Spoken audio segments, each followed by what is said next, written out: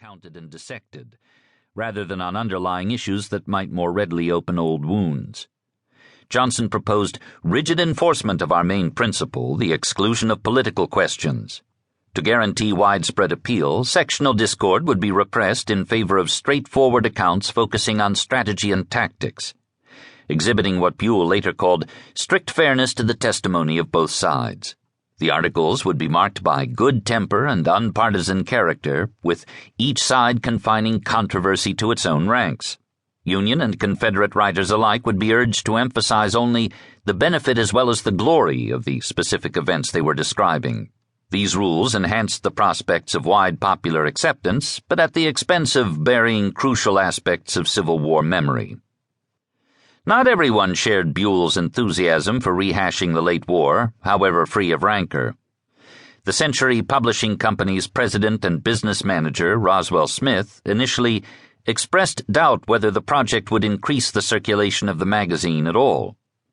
Others, like Abraham Lincoln's former assistant private secretary, John Hay, firmly believed that the war had gone by, predicting that readers would resist any efforts to churn up ancient animosities that reminded them of the painful events that had left dozens of cities ravaged and 600,000 young men dead.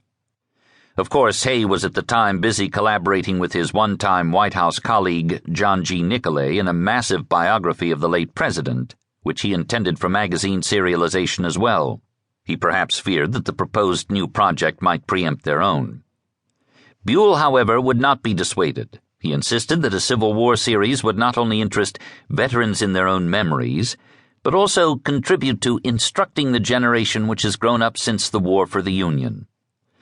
His boss, Richard Gilder, editor since 1881, was widely known to the public at the time as both the magazine's unbilled voice and also as a prominent poet. Buell and Johnson dabbled in verse as well. But it was likely as a Union veteran, too, he had served briefly as an emergency volunteer to repel the 1863 Confederate invasion of Pennsylvania, that Gilder at once cordially adopted the suggestion, according to an official introduction prepared 3 years later. Although the Philadelphia Times had published a similar series in 1879, also from both Union and Confederate vantage points, Gilder insisted that this war series is a flank movement on all our rivals. It is a great scheme. He eventually won the support of publisher Smith by stressing the project's commercial, not educational possibilities. Ultimately, Smith too came to see the wisdom and profitability in expanding the reader base among the war's survivors. Enlightening the proud children of the war's veterans would provide a bonus, since they not unimportantly represented a new generation of potential subscribers. In other words, the series struck editors and publisher alike not only as a genuine public service, but more important, as a lucrative marketing bonanza. Encouraged to proceed, Gilder assigned Johnson to lead the effort, with Buell assisting. Buell prepared an outline during his summer vacation. Johnson began contacting potential contributors. By then, few inside the company doubted that the series would prove appealing. Yet it is probably fair to say that no one who signed off on the project in 1883 could have imagined the scope, size, importance, or enduring reputation that it eventually achieved. Nor did they anticipate the setbacks that nearly derailed it before it could see the light of day. Little did I think as a boy during the Civil War, as I read the news from the front every night to my father, Johnson later remembered, that I should someday come into close personal relations with many of the commanders on both sides whose names were then household words to us.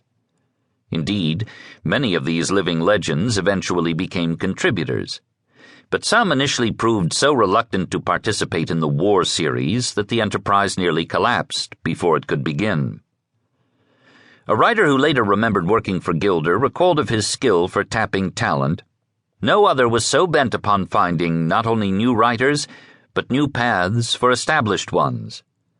But for a time, the recruitment of star contributors, an effort Gilder jokingly called general catching, proved far more difficult than anyone at the Century had reckoned. Not surprisingly, the editors first approached the former president and undisputed hero of the Union cause, Ulysses S. Grant. But as Johnson admitted initially, we made no progress in this flank attack upon the general's position. Still physically drained by his recent